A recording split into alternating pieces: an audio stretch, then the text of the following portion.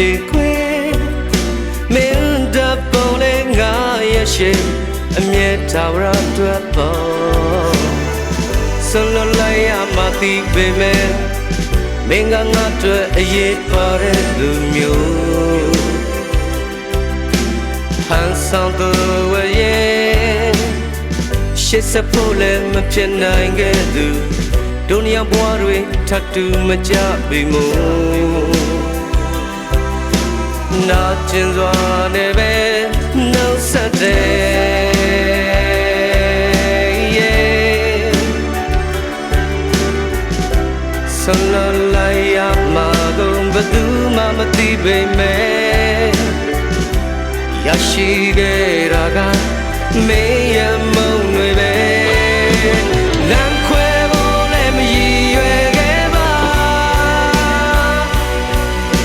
ဆက်ချင်လို့လည်းမဖြစ်နိုင်တဲ့ဘဝပါနှလုံးတော့ခွဲမတတ်တော့ခံစားရအသက်မဲ့ခဲ့တဲ့ညပေါင်းများစွာခံစားရင်ယူနေရ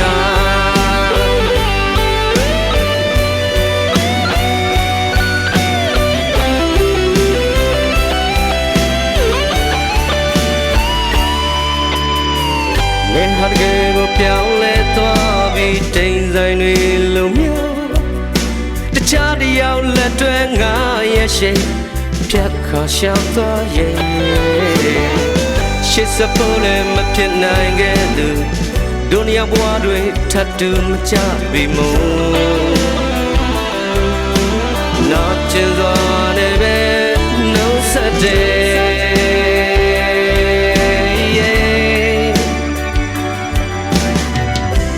ဆွလွတ်လိုက်ရမှကိုဘယ်သူမှမသိပေမဲ့